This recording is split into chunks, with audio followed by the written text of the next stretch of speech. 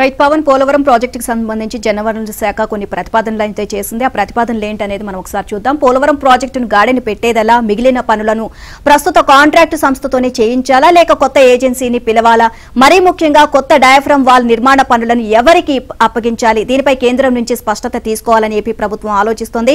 ఇక జల వనరుల శాఖపై ఏపీ సీఎం చంద్రబాబు సమీక్ష నిర్వహించారు. ఈ సమీక్షలో పోలవరం ప్రాజెక్టు పరిస్థితి, భవిష్యత్తు పనులపై జల వనరుల శాఖ కీలక ప్రతిపాదనలు అయితే చేసింది.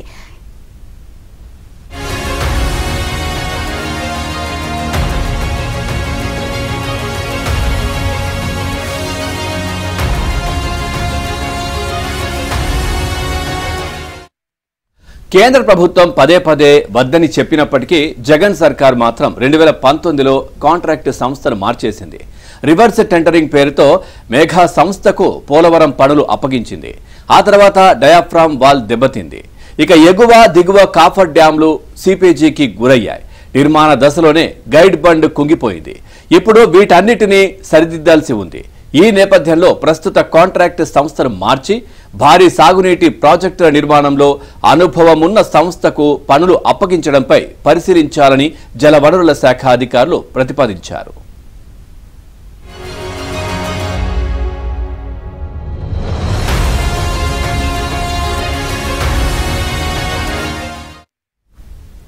ఇక డయాఫ్రామ్ వాల్ నిర్మాణానికి కొత్తగా టెండర్లు పిలవాలా, ప్రస్తుత నిర్మాణ సంస్థకే పనులు అప్పగించాలా అనేది తేల్చి చెప్పాలని కేంద్ర జల సంఘాన్ని కోరాలని జలవనరుల మంత్రి నిమ్మల రామానాయుడిని ప్రత్యేక ప్రధాన కార్యదర్శి జి సాయి ప్రసాద్ ను సీఎం చంద్రబాబు ఆదేశించారు.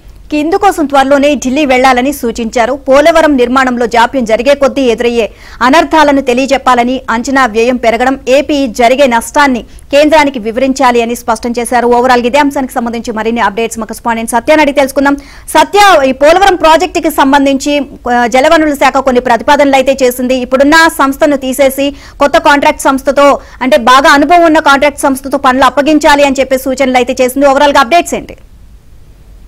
దెబ్బతిన్న డయాఫ్రమ్ వాళ్ళు, కుంగిన గైడ్ బండ్, కాఫర్ డ్యాముల సీపేజీ, ఈ సమస్యలన్నీ కూడా ఇప్పుడు పోలవరం ప్రాజెక్టుకు సంబంధించి చుట్టుముడుతున్న పరిస్థితి అయితే ఉంది. ఈ పనులు ఎవరితో పూర్తి చేయించాలి, ప్రస్తుతం ఉన్న సంస్థతోనైనా మరొక సంస్థకు అప్పగించాలా అనేది ప్రధానంగా జలవనరుల శాఖ ముందు ఈ ప్రతిపాదనలన్నీ ఉన్నాయి. డయాఫ్రమ్ వాల్ పై కేంద్ర జల సంఘం నిర్ణయం తెలుసుకోవాలని ముఖ్యమంత్రి ఆదేశించిన నేపథ్యంలో మంత్రి అదేవిధంగా ఢిల్లీ వెళ్లి మంత్రితో పాటు ప్రత్యేక సీఎస్ ఎవరైతే జలవనరుల శాఖకు సంబంధించి సాయి ప్రసాద్ ఉన్నారో వారిద్దరూ కూడా ఢిల్లీ వెళ్లి కేంద్రం ఉద్దేశాలు ఏంటో తెలుసుకోవాలని ముఖ్యమంత్రి నిన్న జరిగినటువంటి సమీక్షా సమావేశంలో ఆదేశించారు. దీంతో వారు ఢిల్లీ వెళ్లి కేంద్రం ఉద్దేశాలు తెలుసుకున్న తర్వాత కొత్త ఏజెన్సీకి దాన్ని ఇవ్వాలా లేదా ఉన్న ఏజెన్సీతోనే కొనసాగించాలా అనే దాని మీద ఒక నిర్ణయానికి వచ్చే అవకాశం ఉంది.